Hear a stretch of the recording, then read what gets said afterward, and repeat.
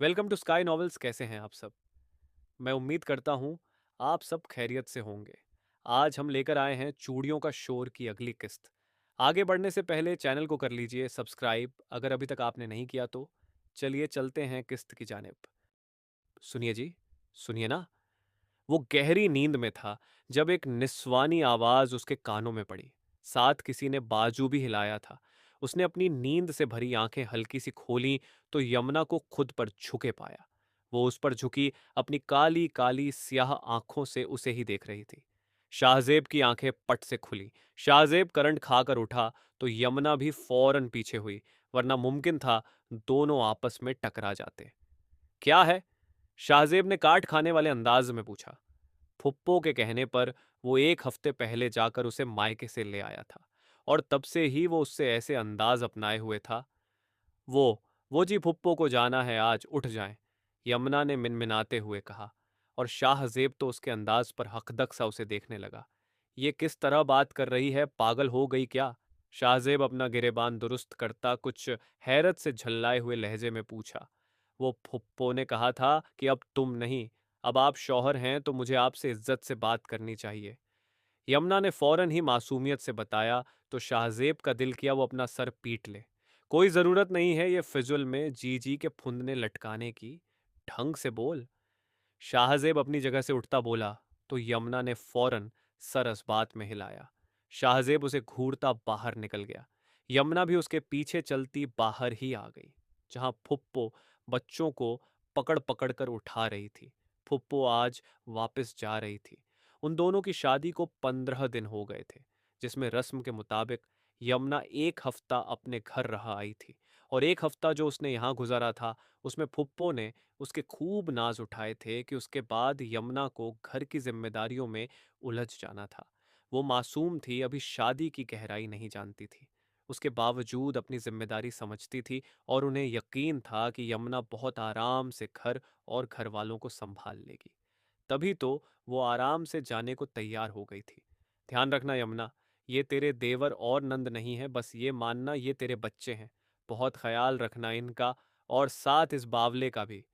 फुप्पो चलने लगी तो रुककर यमुना से गले मिलते बोली, और साथ लाड़ से शाहजेब के भी बाल बिगाड़े थे, जो उनका बैग उठाए तैयार खड़ा था।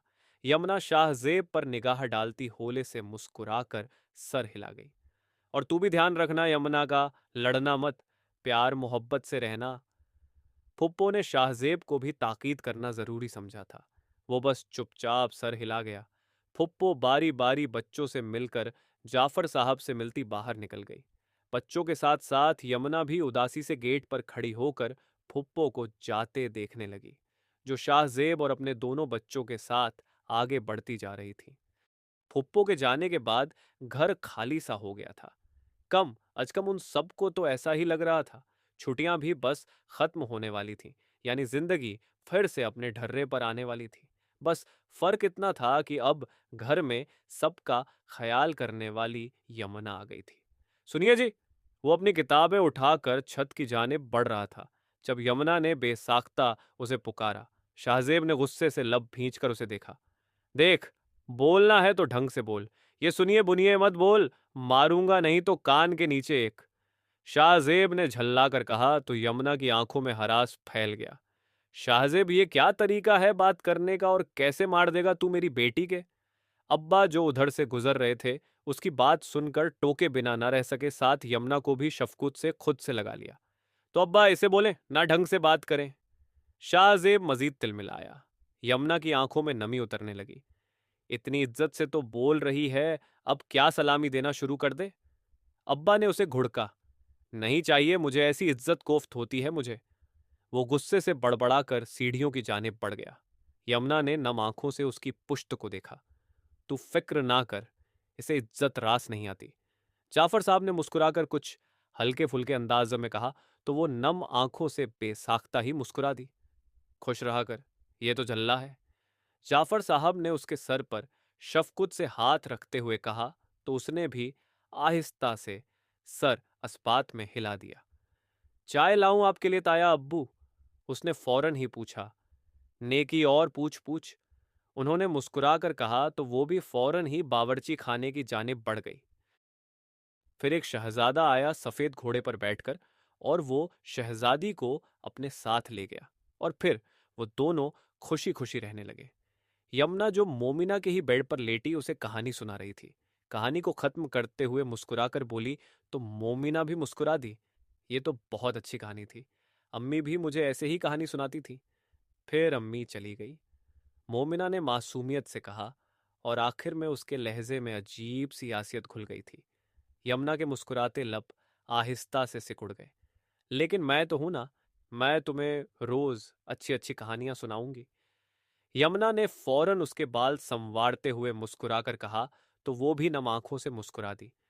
आप तो मुझे छोड़कर नहीं जाएंगी ना? मोमिना ने गोया वादा चाहा था। बिल्कुल नहीं।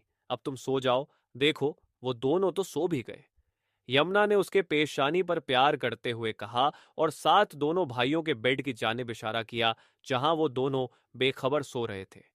आप भी मेरे पास सो जाओ ना भाभी। मोमिना ने उसका हाथ थाम कर इल्तेजा की, और वो जो उस पर चादर दुरुस्त करती उठ रही थी, बेसाख्ता ठिठक कर रुकी। उसने मोमिना की जानिब देखा। वो बहुत उम्मीद से उसे देख रही थी। ठीक है। यमुना को उसका दिल तोड़ना अच्छा नहीं लगा।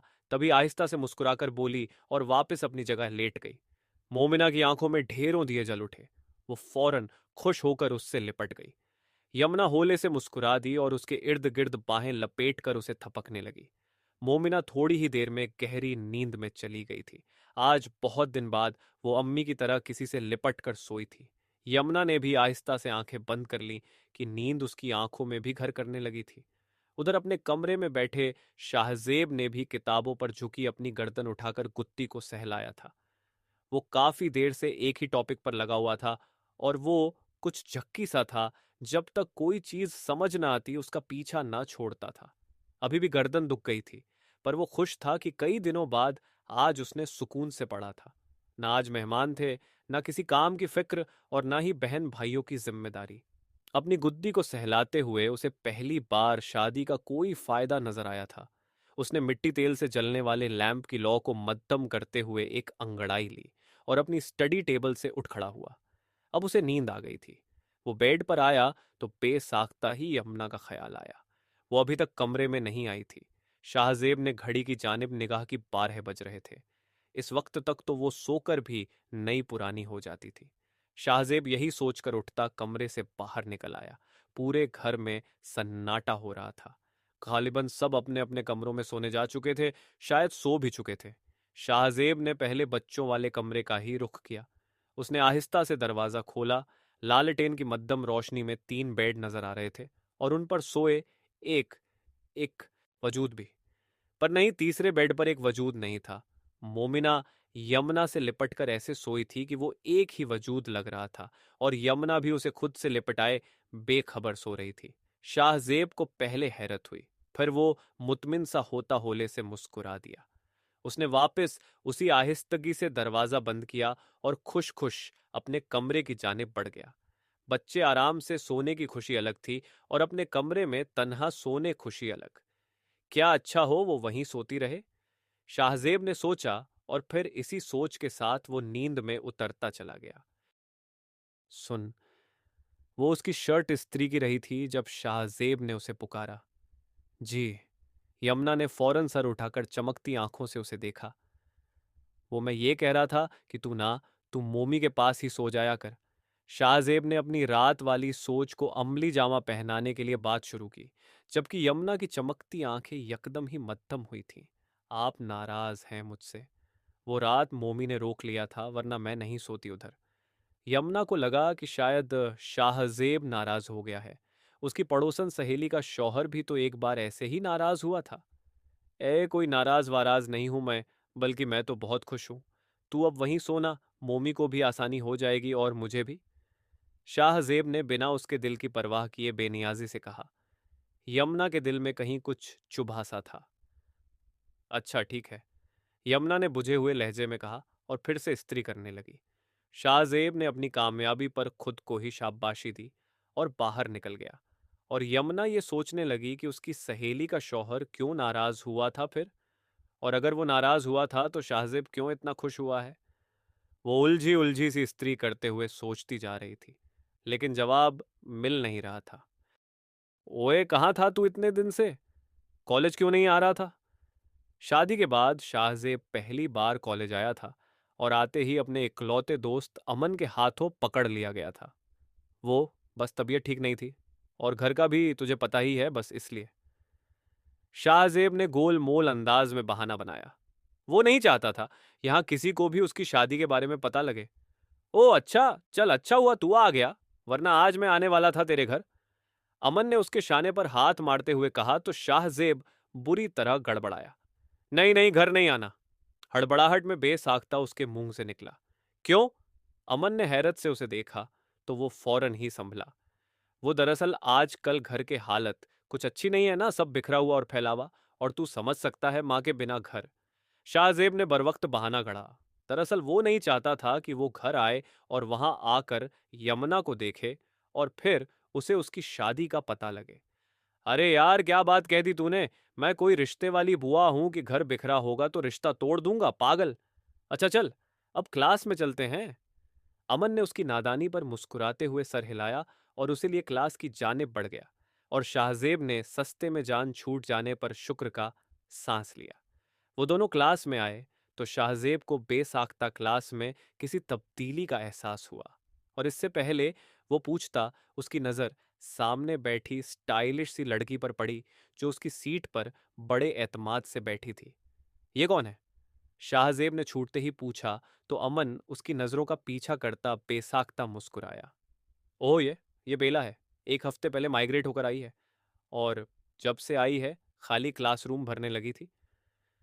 अमन ने मुस्कुराकर शौखी से बताया तो शाहजेब ने अमन के चेहरे पर बिखरी मुस्कुराहट को मशकूक अंदाज में देखा। और लगता है क्लासरूम को भरने में आपका भी पूरा योगदान है। शाहजेब ने बेला पर जमी उसकी निगाहें भांपते हुए कहा तो वो दिलकशी से मुस्कुरा दिया। बेशक, वो ढिठाई से बोला तो शाहजेब को उसके अंदाज पर हंसी आ गई। बहुत बदतमीज है, चल अब प्रोफेसर आ गए। शाहजेब ने उसे उसकी बाह पकड़ी और बेला के सामने से होता दूसरी सीटों की जानिब बढ़ गया। बेला ने किताब से निगाह उठाकर शाहजेब को देखा, जो उसके सामने से होता बिना उसे देखे दूसरी सीट पर जा बैठा था। बेला ने पहली बार उसे देखा था, फिर सर झटका और सामने देखने लगी, जहां प्रोफेसर वास्ती सबको अपनी जानिब मुतवज्जो कर रहे थे। अम्मी अम्मी, खाना! शाहजेब घर में घुसता ऊंची आवाज में बोला और फिर खुद ही ठहर गया। अम्मी नहीं थी। दिल में अजीब सा दर्द उठा था। आ जाए, मैं खाना लगा देती हूँ। यमुना, जो उसकी साइकिल की घंटी की आवाज सुनकर बाहर आई थी, उसके ऐसे ठहरने पर खुद ही संभल कर बोली। शाहजेब ने भी खुद को संभाला और साइकिल को स्टैंड पर लगाता नल की जानिब बढ़ गया। आज पता नहीं कैसे वो ये भूल गया कि माँ नहीं है। शायद इसलिए कि अब घर आकर कोई काम उसका मुंजिर नहीं था। साफ सुथरा सलीके जमा से घर, न खाने की फिक्र न बनाने का झंझट, बिल्कुल ऐसे जैसे माँ के वक्त में होता था। और शायद इसीलिए वो भूल गया था सब लोग कहाँ हैं। वो मुंह धोकर आया, तब तक यमुना ने खाना लगा दिया था। मोमी सो गई, हम्माद और सोबान खेलने गए हुए हैं, और ताया अब्बू खेत पर गए हैं। यमुना ने उसकी प्लेट में खाना निकालते हुए बताया और प्लेट उसके आगे रख दी। वो सर हिलाकर फौरन ही खाने में मसरूफ हो गया, और वो जो अब तक उसके इंतजार में भूखी बैठी थी, उसने उससे पूछना भी जरूरी नहीं समझा था कि उसने खाना खाया या नहीं। यमुना का दिल दुखा था। उसका दुल्हा अजीब क्यों था? वो उतरे मुंह से उसे देखने लगी। क्या हुआ, ऐसे क्या देख रही है? शाहजेब ने उसकी नजरें महसूस की तो खीरे का टुकड़ा मुंह में डालते हुए पूछने लगा। यमुना ने फौरन सर नफी में हिलाया और दूसरी प्लेट उठाकर अपने लिए खाना निकालने लगी। और तभी शाहजेब को एहसास हुआ कि वो अभी तक भूखी है। उसके गले में खीरे का टुकड़ा अटक गया। तूने खाना नहीं खाया अब तक? शाहजेब ने घड़ी की जानिब देखते हुए पूछा, जहां 4 बज रहे थे। यमुना ने मासूमियत से सर नफ्फी में हिलाया। किस खुशी में? शाहजेब ने हाथ रोककर उसे घूरा। फुप्पो ने कहा था साथ में खाना खाना, साथ में खाने से प्यार बढ़ता है। उसने उसी मासूमियत से सिर्फ पहला जुमला बोला, दूसरा सिर्फ दिल में कहा, फुप्पो जा चुकी हैं तो ये ड्रामे करने की कोई जरूरत नहीं है। कल से मुझे ये सब चोंचले ना करती दिखे तू। शाहजेब ने गुस्से से कहा तो यमुना के नैन कटोरों में पानी भरने लगे। शाहजेब को अजीब बेबसी और कोफ्त का एहसास हुआ। ऐ खाना खा चुपचाप, और खबरदार जो तू रोए, बहुत मारूंगा। शाहजेब ने उसे डपटा तो वो जल्दी से आंसुओं को पीछे धकेलती मुंह में निवाले रखने लगी। शाहजेब भी उसे घूरता खाना खाने लगा। जारी है। मिलते हैं नेक्स्ट एपिसोड में, तब तक अपना ख्याल रखिए, ध्यान रखिए, टाटा बाय बाय, और चैनल ज़रूर सब्सक्राइब कर लें।